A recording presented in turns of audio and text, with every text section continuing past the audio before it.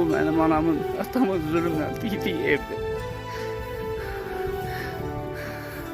Bugünkü günde biz burada gelsinler. Anam yoktu.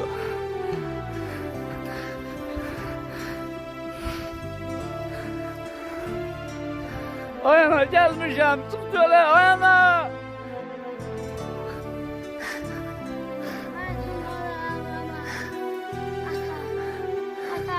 Ay ana gelmişim, çık şöyle, ay ana. Ağlama.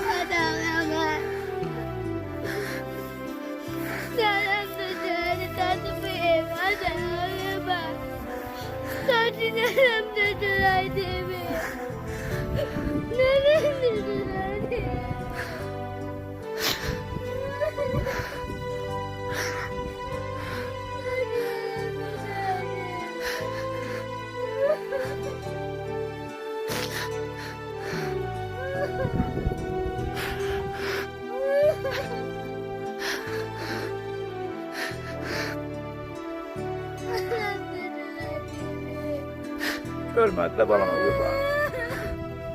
Görmedi. Neden bizi dışarı koydun?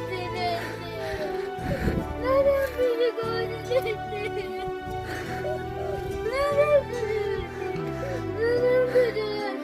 Ağlama. Git oradan torbağı yık yemesin lan. Yık. Apar nereye geldiniz hocam? Torbağı yık. Yık torbağı yık. Apar düşürsen nereye geldin? Yaxşı?